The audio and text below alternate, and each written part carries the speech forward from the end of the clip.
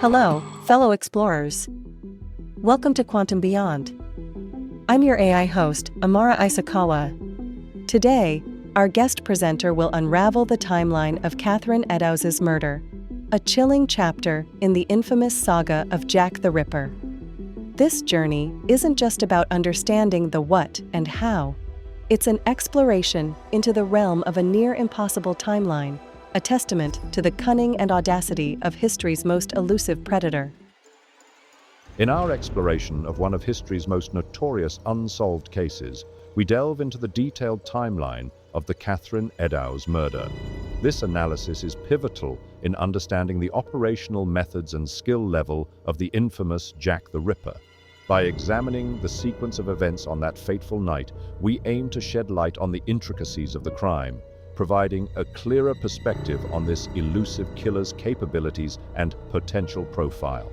Our objective is to offer a comprehensive understanding of the intricacies involved in this case, contributing to the ongoing discourse surrounding Jack the Ripper's identity and methods.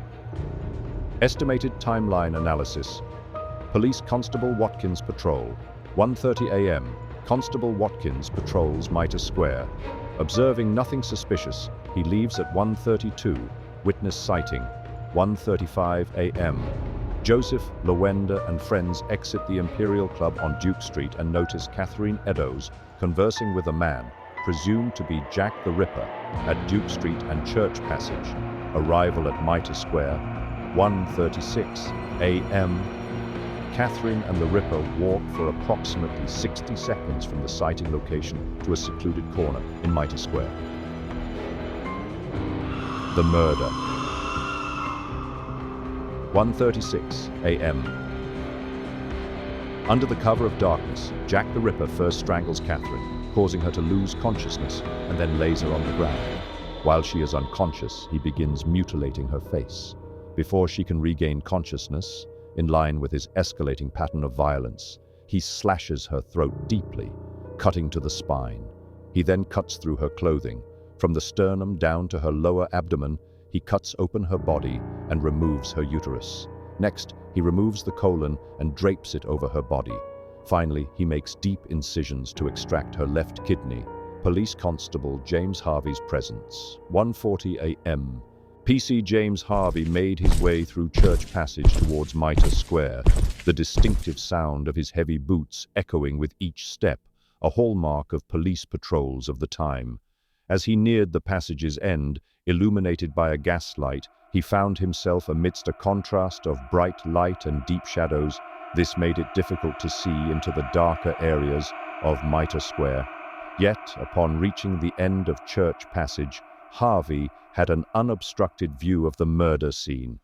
Unbeknownst to Harvey, his presence served as a silent alarm to the Ripper, who might have momentarily paused in the shadows, sinisterly observing Harvey's approach. Had Harvey lingered longer, he might have caught a glimpse of the killer.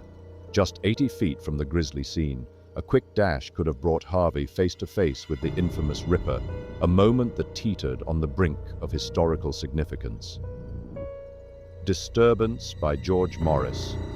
1:42 a.m. George Morris, an ex-policeman now serving as a night watchman at the Kearley and Tong warehouse in Mitre Square, opens the warehouse door into the square, causing further disturbance. Waiting period.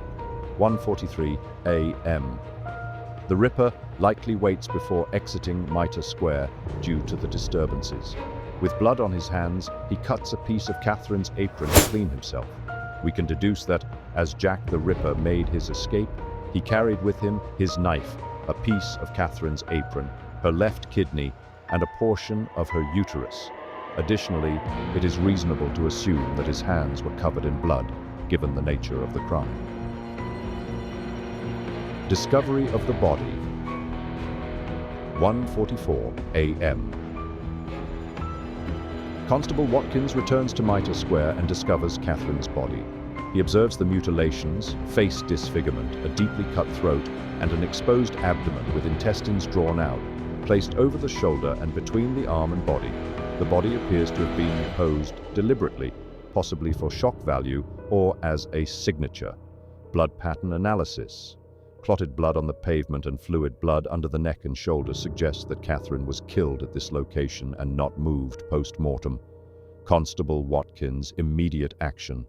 Upon finding the body, Constable Watkins seeks assistance from George Morris, alerted by the open and lit warehouse door, alerting authorities. 1:47 a.m. While Constable Watkins stays with the body, George Morris blows his whistle, running down Mitre Street into Aldgate to summon more officers. The arrival of additional officers. 1:49 a.m. Prompted by the whistle, PC Harvey, PC Holland, and Morris arrive at Mitre Square. Shortly thereafter, other detectives and a doctor arrive at the scene. Evidence found. 2:55 a.m. At 2:55, Constable Alfred Long found a fragment of Catherine's apron in a doorway on Goulston Street, Whitechapel. It was covered with blood and other bodily matter. The apron, not seen by Long and Hulse during their earlier 2:20 a.m. patrol, indicates it was likely discarded shortly afterwards.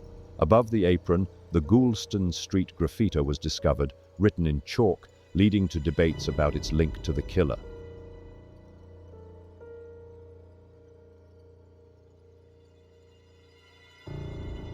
Our state-of-the-art AI systems will now present their analysis.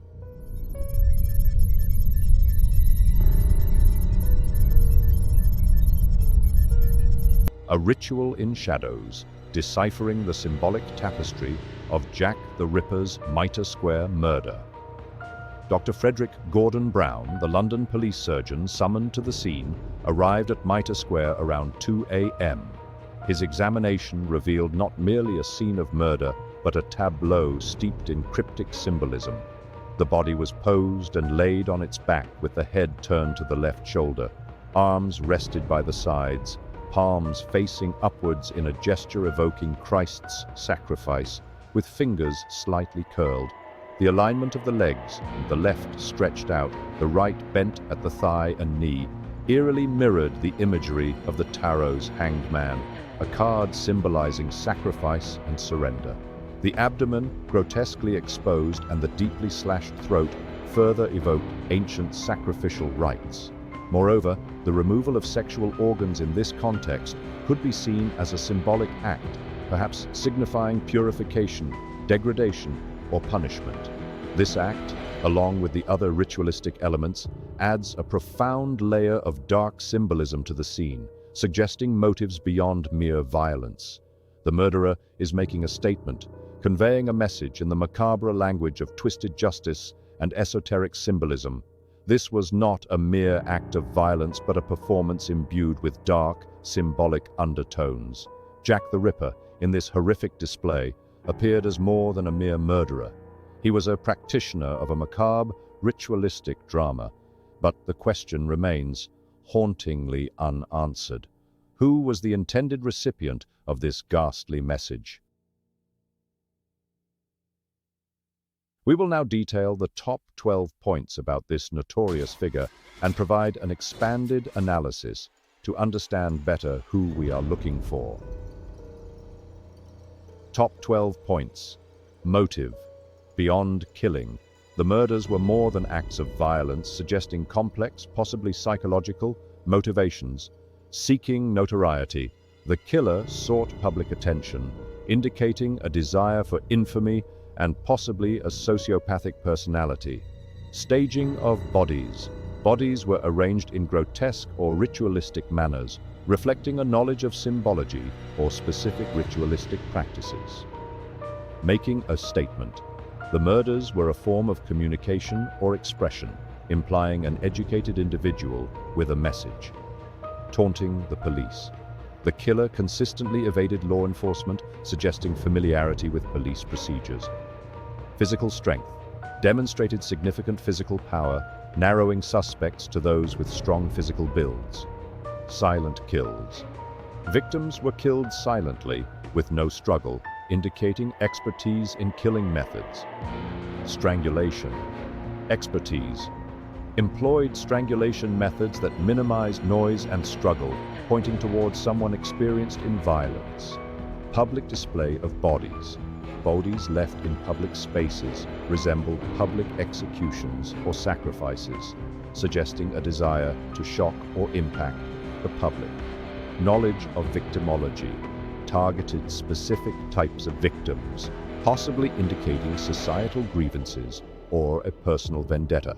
Expertise in anatomy and mutilation demonstrated exceptional skill in the mutilation of Catherine, indicating an expert in human anatomy capable of precise work under challenging conditions. Efficient execution. Dr. Phillips observed that the injuries inflicted on Catherine could not be replicated in less than 15 minutes. The fact that Jack the Ripper did so in under 5 minutes suggests we are dealing with someone highly skilled and efficient, capable of working rapidly and accurately in less than ideal conditions. Expanded analysis, complex motivations and psychological disturbances. This suggests a disturbed individual with reasons beyond mere violence, possibly following a specific ideology or cult-driven beliefs. Desire for public recognition. This indicates a potentially sociopathic personality seeking attention or a strategy to communicate messages on behalf of a cult or employer. Ritualistic and symbolic nature. The manner of the killings could be indicative of ritualistic practices linked to cult activities. Communicative killings. The murders might represent messages or fulfill objectives set by a cult or an employer. Cunning and insight into law enforcement. This points to professional training, possibly provided by an organization or cult. Physical strength and expertise in violence. These are traits of a professional killer or a member of a cult accustomed to ritualistic killings. Stealth and methodical approach. The precision of the killings could indicate a trained assassin or a cult member. Expert strangulation techniques. This specialized skill could be for professional killings or ritualistic purposes. Impactful public displays. The public nature of the crimes was likely intended to send a broader message from a cult or fulfill the objectives of a contract killer. Specific victim selection. This could be part of a cult's ritual or the specific requirements of a contract. Medical or surgical expertise. This level of knowledge was likely acquired for professional reasons, either as part of cult rituals or as a skill set of a hired killer. Efficiency and precision under pressure. These traits are valued in a professional assassin or someone skilled in cult practices. Consider the evidence. What if a cult akin to a malignant cancer infiltrated the highest levels of society, encompassing royals, police, the military, and judges? Armed with experts in various domains, such a cult could masterfully orchestrate ritualistic murders, instill terror in the public, and ingeniously cover up a wide array of crimes. They would cleverly provide well-known suspects, mere red herrings, to divert the investigation and distract the public while hiding the actual murderers. Additionally, their tactics might include dismissing unresolved cases as mere incompetence, a disturbingly successful strategy. Amidst this shadowy backdrop, a chilling event unfolded on Thursday, December 27, 1888.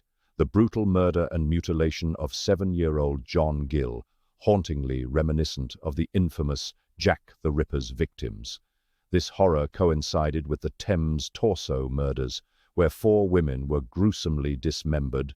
The simultaneous occurrence of these sinister crimes, Jack the Ripper, the Thames Torso murders, and the harrowing dismemberment of young John Gill within the same time frame and vicinity, is a phenomenon of exceptional rarity and profound disquiet in criminal history.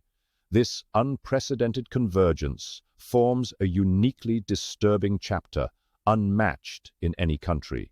The simultaneous emergence of such brutal, unidentified serial killers leaving the bodies to be found in the open, in the same era and same locale, is so rare it has never happened in any city anywhere in the world before.